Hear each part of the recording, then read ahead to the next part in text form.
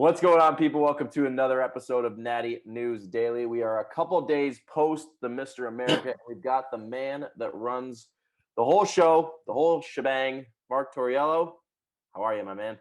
Good, guys. How you guys doing? We're good. We're good. Still coming off the Mr. America high.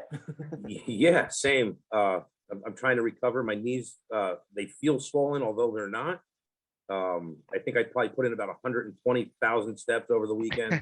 It's just absolutely insane. But the good news is there's no blisters, just some sore parts. Good. Well, we went out for dinner after the live stream, and after talking for 11 hours straight, we didn't say a word. Sounds about right. Yeah, I heard great things that you guys were fantastic on the live stream. I greatly appreciate that. I'm looking forward to go back and seeing it again. And it's available if you guys want to actually go back and watch it too. Yeah, so you can kind of live that moment differently now. Yeah, we've definitely rewatched it. I've seen clips of us like answering, and I forget some of the dumb things we said and just like laughing about it. Right, but that's what makes it so great. And I remember when we were talking earlier, before the stream started and the show started, like it's okay if you go off topic, right? That's not. People want to be entertained, and you guys, people want to know you and know what you guys are up to. So I think it's a good thing. Yeah, a lot of positive messages. Even that day, like people messaging us like through the Instagram page saying like, you guys are doing a great job. Like, we appreciate it. Like, oh, I didn't know that about so and so athlete. Like, because Dan had some quick facts on his phone, right? So able to enlighten the viewers a little bit on some of the athletes' backstories and their awesome. career history and stuff like that. Like, it was super fun. Really awesome. Enjoyed it. Good. I can't wait to have you guys back. I hope you come back to it again next year. Yeah, for sure. We are more than happy to. So let's go to kind of the event itself. As someone who's running an event of that magnitude, like what's going through your head on like the days leading up, the day of? I hope it doesn't fall apart. Like even from packing the car and looking and saying, I think that's everything. Then I drive 2.5 hours to the venue. If I forgot something, no good, right? Wow. So all the way there, you're just kind of replaying every box you pack, right? Every paper you brought, every binder you put paperwork in, every folder that you made. Yeah. So there's a lot of nervousness, make sure everything is done right. All the plans that we put in place, hopefully everything gets executed properly. Right. Our team, ran like a well-oiled machine, and, there was no glitches on our part. And I think it went great. Yeah. I mean, the show itself was very smooth. The only thing, I guess, maybe feedback we had and maybe some confusion was the last half of the show, you bounce between awards and judging. Can you explain the thought process behind that a little bit? Yeah. So when we were doing the order of events and getting that ready, I'm not a fan of a straight through format, and I'm not totally crazy for a morning and night show because it becomes such a long day. Yep. So I'm like, well, how do we do this to keep people engaged, keep the athletes together? And we said, we'll do the amateurs and pro masters, earlier in the day. And once, we finished that, we took a little break, right? And then open with a couple of awards, and then go right into the open pros. And between the classes, start mixing it in. And I've gotten nothing but positive feedback. The athletes loved it. The fans loved it. Yep. So it was definitely different. But, most importantly, amateur athletes were so happy that they got to spend time with the pros. Yeah. And, that's their brains and learn from the pros. And the pros were, giving the amateurs tips before they went back out on stage. The camaraderie around the show was just absolutely amazing. So I really like the format that we use, and we're probably going to be doing something similar again. And that's something I noted last year is the camaraderie around the show. Having competing myself, it was really a good time backstage. Just chopping it up with everyone, and I saw very similar when I did shoot off backstage during the awards to catch people like figure competitors hugging each other, and it was awesome to see and very supportive, and well, and that that goes to my point where yes, it's a competition. It's, it's an iconic title, and, prestigious and all that. But most of all, I want it to be a celebration of our sport, right? So I want to have all, the high level of sportsmanship and that camaraderie. And, it's something that I felt even during setup, just with like the crew there. And then as athletes were kind of, sprinkling in here and there, you immediately felt like, wow, this is something special. And I want to continue that. I think it's important that we all celebrate, physical culture and what bodybuilding is. Yeah. Yeah, to make it a really professional event is really says something, and the athletes deserve that, and there's things that, I noticed that we want to improve. But, I try to provide the best experience for the athlete, first and foremost, and then, the fans after that. Yep. Yeah, I think that's an area of the sport that is unfortunately neglected, is the overall experience for the athlete. We hear all the time about people competing and the lighting was bad, the photos were bad, which at the end of the day, that's all we get. We get this short period of time on stage and then some photos to remember it by. And there's a 9 hour and 45-minute live stream that you could have. There you go. There you go. But yeah, I mean, like if all that hard work isn't able to be celebrated and displayed on stage, effectively, it just, it can sour it on you, right? Danny's got photos from his season that he wasn't a fan of. I've got photos from my season I wasn't a fan of. And, then you kind of look back at some iPhone photos and you're like, well, these were backstage or in the hotel lighting and they're better than what I got on stage. That's right. Well, that's cool. and sometimes, like, to be honest, I mean, obviously there's a few different things that happen. Like, sometimes you go to a venue and when you look at the venue, they're like, oh yeah, we have all this lighting. And then you go there and they're like, so the whole right side of the stage, the bulbs are out. You come up, like crazy stuff does happen, but all that has to go into planning, right? So when I go to a venue, the first thing I do is like, hey, is somebody going to be there? I can turn the lights on. I want to make sure everything works. Everything is what I need it to be. And that's how my planning starts, is lighting. Perfect. Yeah, that's huge. I mean, it's arguably one of the most important aspects with displaying your physique, right? Yeah. Perfect. Right. I think that. Go ahead. No, you go. No, I was just gonna say the venue, like we're gonna keep harping on it for forever, right? But like we all walked in like the night before, and it was just like, oh, like this is legit. Like, and I had seen the Showboat where it was prior, and even that was like a big step up from what I had seen in most other shows. So to go from there to this whole new, like, state of the art, like everything new, huge amount of room for the athletes, like tons of seating, like it was pretty remarkable, honestly. Yeah. Well, thank you. We're gonna be there for the foreseeable future. I was just going to ask that if you had. Yeah, everybody really enjoyed it and liked it. Everything you could possibly want is there. Restaurants and clubs and bars and shopping and the boardwalk and the beach, and like you don't have to leave there for anything. I will say, Leroy and I got lost trying to leave that parking garage. Not the easiest. We ended up walking up it. Could not find an elevator to get up to the floor. So. Yeah, that was a mess. That was beautiful. I've done 4 a.m. So I have next year I'll let you guys know where to go park. I have a special spot. But I don't do the parking garage. We got the VIP now. There we go. An upgrade. But yeah, I mean, as an overall, like, venue and stuff like that, when you think about traveling with friends or family and whatever, there's sometimes tanning's in a different location, or like your family shows up at the hotel and there's nothing around or there's nothing to do. Right. Where that venue was, there's no shortage of that. We talked about next year, like having a couple of days, post show, pre-show, whatever, coming with our families, and like having that as almost like a little vacation, because you have a casino there. There was no shortage of restaurants. The boardwalk's awesome. You got the beach right there. Like, for an athlete to go there with their spouse and 2 kids, like, there's no issue. Because, I'll be right back and I'll go get tan and then we'll go to the beach. Cool, sounds good. Or like, compete on Saturday, then we got all day Sunday. We'll go to the boardwalk, wander around. Like, that's, again, kind of echoing what the Olympia does, right? With Vegas, like, there's no shortage of things to do. and that's what we felt was offered there on the weekend. Right. Yeah. And October in New Jersey, we've been very lucky the past 3 years.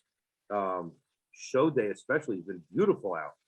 So like the weather's still good. Like you're probably not going to go swimming on the beach, but you could definitely hang out outside all you want. The weather, it's still great that time of year. So Well, we did yeah. walks on the beach every morning when we were there. Yeah. Nice. Yeah, it was very romantic. Yeah, it sounds like you guys enjoyed it. I woke up later. I woke up later than these two, and I just saw them walking around the beach. I don't know if they were holding hands. James was holding my hand. I was not holding it. Yeah. That's okay too. Yeah. Hey, it's all right. Yeah, it was again, we're gonna keep repeating ourselves, but it was very well done as far as the venue, the environment, the whole atmosphere, and passing people in the hallways, like for us as fans, like standing there and being like, yo, Tom Platz is like right over there. That shit. Did you guys talk to him? Yep. Yeah. We did, yeah. We got into a very lengthy conversation. It just kind of kept going, actually. Wow, that's great. He's the king of segways and quads. Yes. Yeah, it was cool. It was, and even like chatted up with like Philip Ricardo. That's like, yo, I appreciate you guys posting me on your page, and we're like, what? You appreciate us? Yeah, that's so cool. We're going to continue to listen. There's a lot of people in bodybuilding right now that might be names that you're like, holy shit, why is this person coming? Or like it's getting a lot of attention. There's a lot of big names that want to be part of it, and our goal is we want to keep bringing everybody together. And hence all the different organizations are welcome. And I've said it before and I'll say it again. Every organization is welcome to a seat at the literal and proverbial table. For this, we're not excluding anyone. So if you want to be a part of it, come on in. And a lot of people are doing that. Yeah. I had a couple of questions that people like, or maybe more comments or anything about drug testing. Okay. What was the process with drug testing at the event? So we had a third-party collector there that would notify the people that needed to be urine tested, and then she would walk them down. She had a room downstairs. When I say downstairs, I guess the people listening probably don't really understand what that is. So there was dressing rooms below the stage, I guess to say, right? And she would take care of collecting urine down there and getting IDs and all that type of stuff.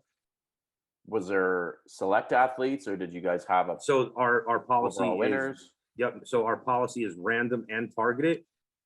Random is hey, pick a number from 200 to 400 or whatever our numbers were.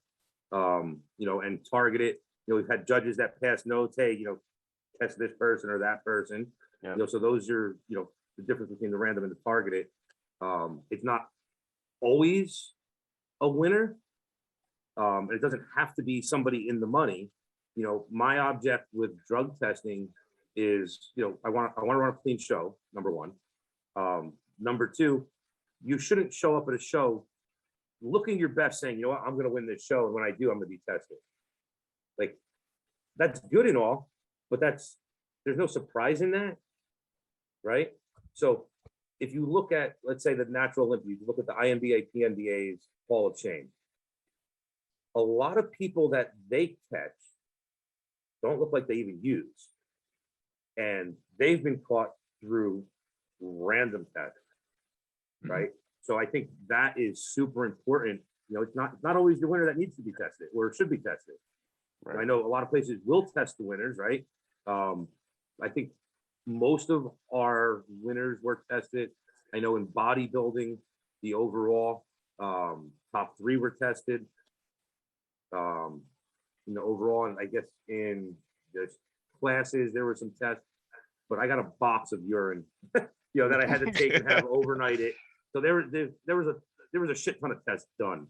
And then we talked off air, right. the panel that you used, right? So it's not just 1 or 2 compounds you guys are testing for. Right. So you have, there's a basic anabolic panel, which was very common up until recently. I know a lot of organizations switched to the full panel. Your basic anabolic panel, test for anabolic steroids, right?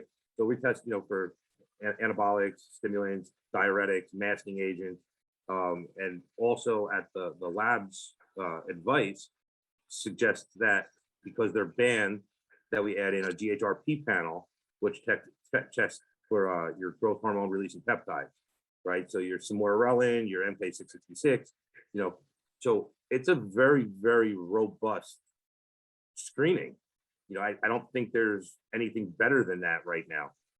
And if the WADA lab says this is the way to go, who am I to disagree? Yeah. What are your thoughts on polygraph?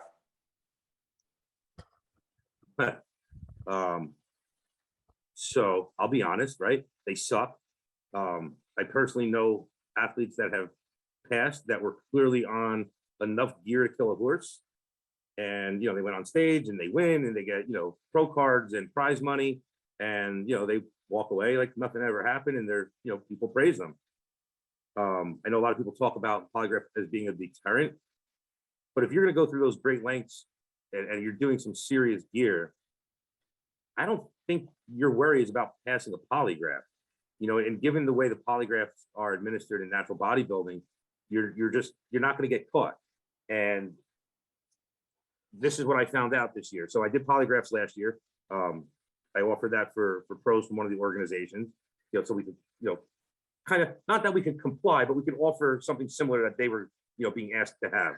Right. So this year when I called the polygraph examiner, if I wanted to do that again, because some orgs, they want to have a polygraph, I was told that they wouldn't come do it.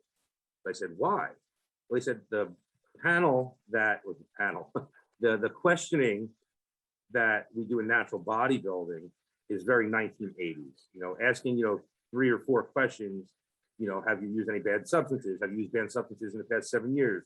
Have you used banned substances, preparing for this contest? They said, one, they'll never back that up in court, number one. Number two, a licensed polygraph examiner could actually lose their license for administering a polygraph like that because it's not legitimate. The polygraph examiners are licensed through the states.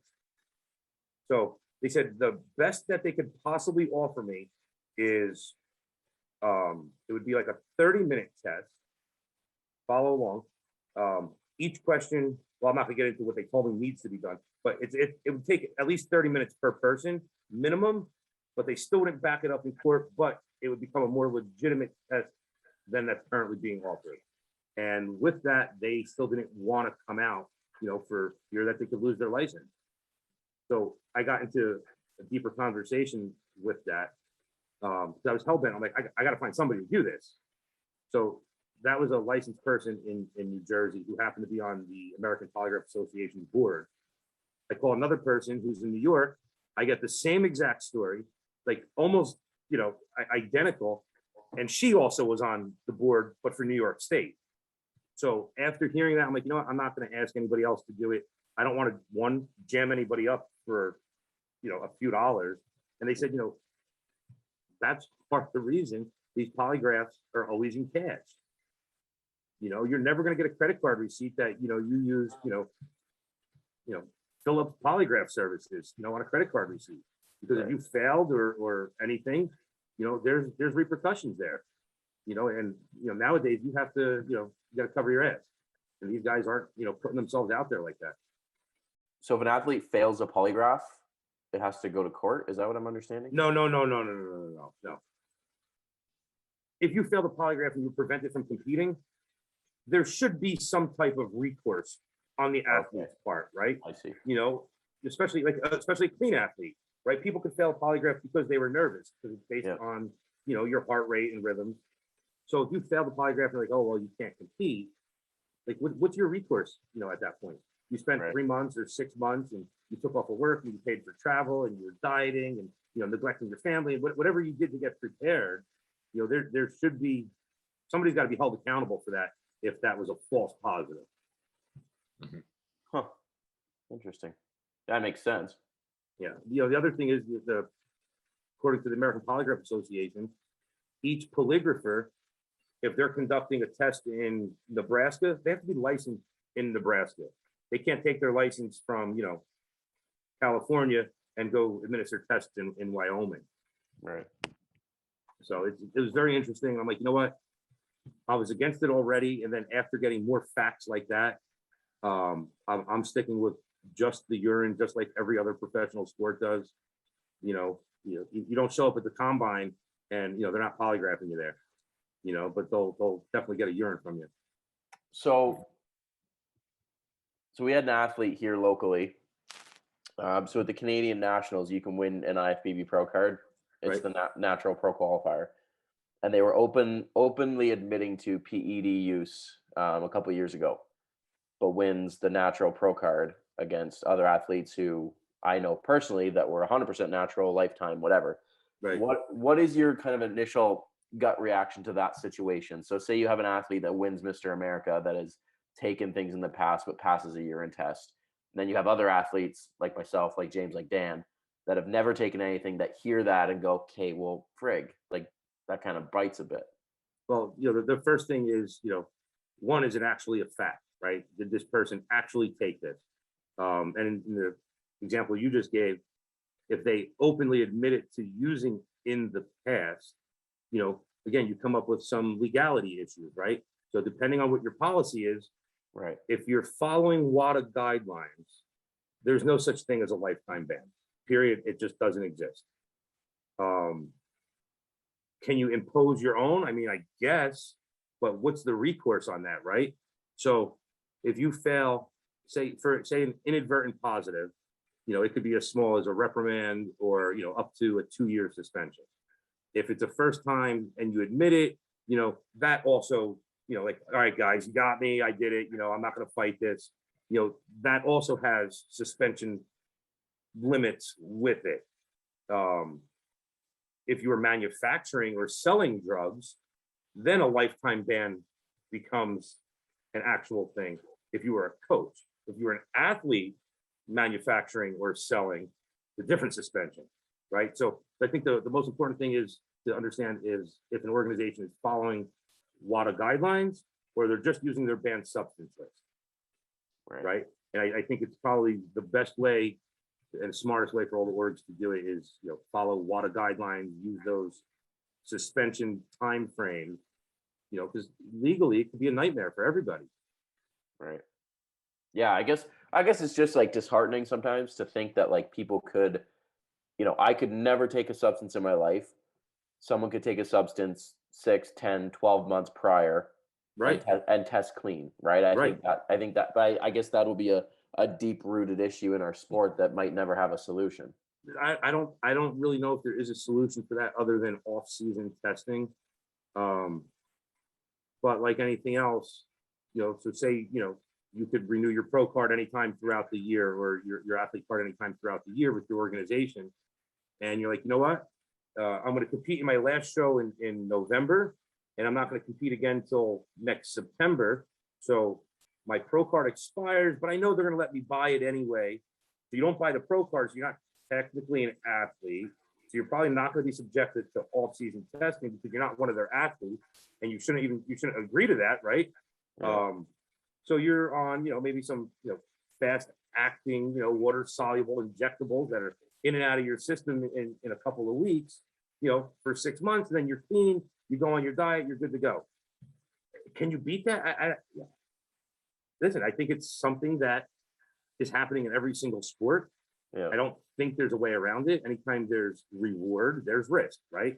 And the higher the reward, the higher the risk. So I think, testing the way we do, random and targeted, I think is the best option. I think organizations should maybe be doing, more off-season testing, Mhm. And to try to minimize that. And so last year, I spoke with USADA, the Center for Drug-Free Sport. Drug testing isn't necessarily there to wean out cheaters. And this is across the NHL, Major League Baseball, the NFL. It's there to keep the athletes healthy. We don't want athletes subjecting themselves to things that are unhealthy or unsafe for them, right? It's not that you were trying to gain an edge. It's we want the athletes healthy. If you're not healthy and, you're our starting pitcher and you can't come to a game because something happened to you from, an effect from drug use, well, that's a problem, Yeah. right? But that's why drug testing is actually in place. It's not there to wean out cheaters. Now, when you look at physique sports, it's a different ballgame, right? If guys are using drugs, you know, they can diet harder, lower calories, more cardio, they're recovering better, they're gaining more muscle, whatever the case is, you know, based on whatever it is that they're using. Yeah, that could be a problem, but hopefully they're tested and they're caught, right? And then they're booted for, you know, whatever length of time that is. Yeah. I mean, everything you're saying is valid, right? It's just a conversation to have, right? Because Yeah. I know I'm not the only one that feels that way. Yeah, it's a tough thing. Yeah. It's really a tough thing. Sure. I think you're only going to see more of it as the sport grows, right? So it's like a double-edged sword. You want it to grow. We're all of us here want the sport to grow, but as it becomes more popular, there's just going to be more people that seek, you know, to claim the reward of it, right? So, well, right. You know, and like I know what I'm doing and where I'm pushing for prize money. Yeah, I'm sure people are going to take more risks. You know, that's not up to me to stop. It's up to me to catch. Right. So, and through random and targeted testing, that's how you get it done. Yep. So as things progress and grow, do you have more plans to do more of the off-season testing, things like I'm not that? in a position to do off-season testing because I'm not an organization. Right. So if I announce that, you know, hypothetically, you know, we're going to test you once you register, you know, like, I guess that's an option, but especially our pros, you can't compete with us unless you have a valid pro card with an organization, right? So you can't just come to me and be like, hey, I was a pro, you know, 10 years ago, but I don't have a valid card with me. You can't compete with me as a pro, you know. So the I guess just thinking about that out loud, you're kind of getting, you know, for example, I had to pass a urine test and a polygraph 3 times this year. So if I was to compete in Mr. America, it'd be pretty hard for me to jump on some shit and compete. Right. So in theory, Right. now that we're talking about this out loud, for a valid pro to compete coming from organization ABC that may be subject to a polygraph, subject to a urine. Okay. Exactly. Okay. I mean, exactly. Yeah, that's fair. That's fair. Yeah. Then. Yeah. You know, so I'm not worried about it. Too much. You know, we have good testing policies in place. You know, I know a lot of the organizations are doing a really great job. You know, and I noticed last year and this year, you know, there's more and more people being caught for things, right? So we know the testing is also getting better, or, you know, more often, or whatever's happening, it's working, and all the organizations are doing a terrific job with it. Yeah. Oh, lost Leroy. He said, I've had enough. He didn't want to hear anymore. No, I mean, you're absolutely right. Like, and these are all, I don't even want to call it critiques. These are all comments that we've heard, right? But I don't think a full conversation's been had to like really flesh it out. But you're someone who, like, you're not just making these decisions willy-nilly. Like, you put in the thought and the research, and like you have a logical reason for why you're doing what you're doing, which I think people need to hear, which is why I'm glad we're having this conversation. Yeah, and I don't mind having that. I don't mind having the conversations. I don't mind fielding the hard questions. You know, I'm doing this for the athletes, right? So if an athlete, you know, is uncomfortable with, you know, maybe what they heard, well, come see me. I'll explain it to you. You know, I'll answer on a public forum like this. I have no problem doing any of that. You know, we just want to keep pushing the sport forward and getting this thing to grow. Yeah, absolutely. So that was the nitty gritty. What about, so you talked about, you've thought and kind of reflected on things you want to change next year. What's it looking like? What's the direction? What can you improve on? So we're going to definitely be increasing the size of the expo. Okay. We've already added a couple of different sports in. So it looks like we're gonna have pole dancing next year. So you definitely want to check that out. Arm wrestling, the World Arm Wrestling League, they'll be coming in. They also do the Arnold. So they're going to be drawing in some top names. Matter of fact, I talked to them when we're done tonight in about a half hour. You know, we're going to have, you know, a bunch more vendors, and it's going to be big. It's going to be big. Yeah, and I think that's something a lot. Like, I mean, a lot of the shows. Oh yeah, it was pretty expansive this year, right? So why don't, like, before we close out this section, let's definitely like name the sports that were all there so that people know. But I'm just saying, like, I've seen other people like do an exhibition hall or something at their shows, and it's like 3-4 like local vendors, but like, right, it was I mean, it was a big room and you filled it, right? It was Yeah. pretty cool to see. So what all was it this year for So the we had viewers? sumo wrestling, Filipino stick fighting, strict curl, strongman, CrossFit, Moss wrestling, arm lifting, kettlebell sport, and powerlifting. I feel like I'm missing something. I think that might be it in powerlifting. Yeah, I Next think year, that was- as of now, like today, not even a week after the show, we've already added arm wrestling, which is going to be bringing out over 150 athletes, and pole dancing. So that's going to definitely take up some space. Oh, and we're also adding cornhole next year. The American Cornhole Association is going to be running a big tournament, which is good because that's, it's good for the kids. It's something the whole family could, kind of partake in. So that's going to be, and it definitely brings a Cornhole different is demographic, competitive. right? I'm sure you've It's- seen it. it's It's very really competitive. competitive. Yeah. Yeah. And that's what we want. We want this to be, again, back to that whole theme, bringing everybody together. We want, young kids and, grandma and grandpa to also be involved in this. We all played and everybody played some type of sport or game growing up, whether it was, organized or not. Let's keep people moving, and push physical culture and healthy lifestyles and activity. Yeah, I love it. I love it. Absolutely. Yeah. I think the vision that you have is one that, I mean, I can't even imagine what your vision actually is, right? Because I've seen what you've done and I know what we've talked about off air of your dream for the future and everything. But I mean, this is each year it gets better, right? So Yeah. as you kind of understand and build a new level, it's kind of like, all right, what can we top? What can we top? What can we do? So I love to see that. Right. And that's how skyscrapers, evolve, right? They're looking for something bigger and taller and more space and more attractive and more luxurious.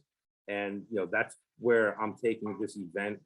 And listen, it's once a year. Let's make it the best possible event and celebration of our sport and physical culture that we possibly could. Yeah, absolutely. And we saw, I mean, people traveled from all over, right? I mean, 41 states and 4 different countries. Yeah, that's pretty awesome. Yeah. And then what, the third year with 1.5 of those being in lockdown years? Right. Yes. Yeah, that's awesome. I think we're on the right side of things. Have a great team in place. And we're going to keep pushing and doing everything we possibly could. We listen to the athletes throughout the year. We hear their praises and disappointments, whether it's from our shows or somebody else's shows. And, we want to improve on that. Right. So like we talked earlier, if you go to a venue and there's bad lighting, like in my head, I'm like, all right, we have to make sure this lighting is perfect. Or, hey, the DJ played shitty music at, here, or there was no music, during prejudging or whatever the case. Those are the things that we take note of that we want to make sure doesn't happen at our event. And, we want to expand on that, so we could have good lighting, but let's also have fun lighting. Right. And we definitely had fun lighting too. The walls were all lit up with the stars and everything. So like we're taking this thing to a new level each and every year. Like my long-term vision is so outlandish, I can't even share it. But you're going to experience it sooner than later. I'm very glad to be a part of it. I'm glad you are. Are you getting back on stage next year? Probably not next year, either 2024 or 2025. All right. Yeah. You don't want me on the commentary anymore? You're like, Dan said too many stupid things. Get him on stage. Yeah. 2024, we might have to hire some interns or something like that. Well, you could wear like a lavalier on when you go on stage. Mic'd up, right? Like all the baseball players are all right. That'd be hilarious. Yes, we could do that. You'll hear me scream when I hit a most muscular. I think I have that on video and pictures. So there we go. Beautiful. All right, Marc, is there anything that you wanted to highlight from this weekend that we didn't discuss? I really think we touched on a lot of great points. The one thing that I can't talk about enough is the actual camaraderie that is displayed on stage and off stage and before the show and after the show. It's really like nothing I've ever seen before. I hope athletes keep that up throughout the year, throughout early next season, and bring that same energy back next year. I think that was one of the best things I've seen. Mike O'Hearn being there. He was going around. He met so many people. He was signing autographs for people and taking pictures with people. Eric, the trainer, was awesome. Inducting Carla Dunlop into the Hall of Fame live right there on stage was super special. Like, I'm very happy with where it is. I'm very happy with where it's going. I just posted a video of Don Howarth. We just inducted into the Hall of Fame this week. Last week, rather.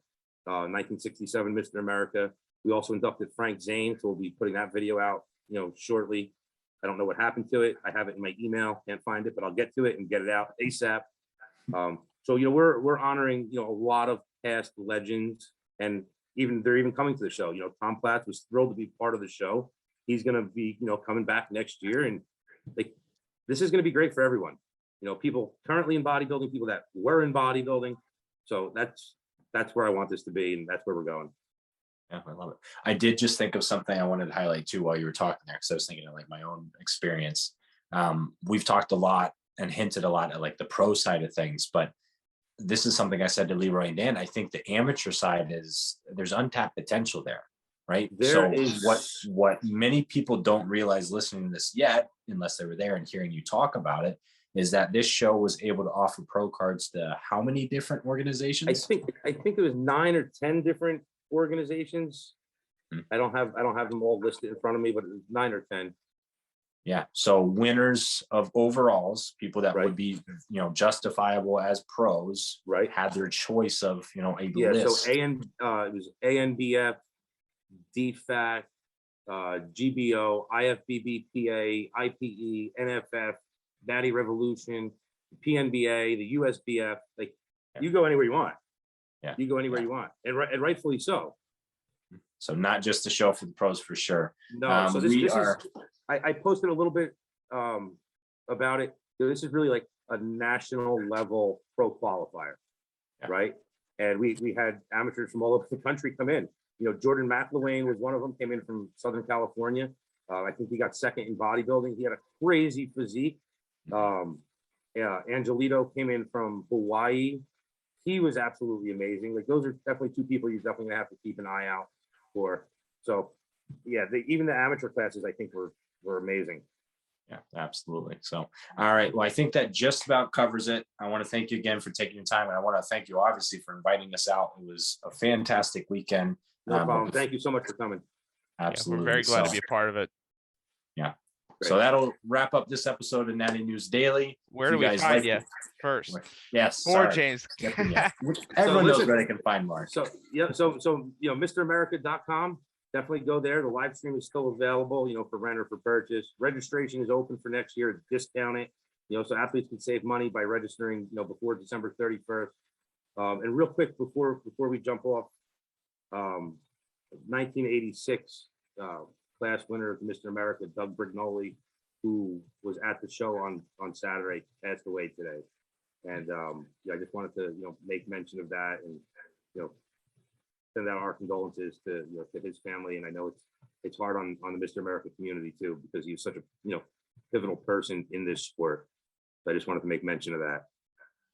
Yeah, condolences for sure. So, all right. Well, it's great talking to you. We all right, will be thank you guys. Next year we'll be chatting before then. So for everyone tuning in, thank you for sticking with us. Hopefully you gained something from this, and we'll see you in the next one.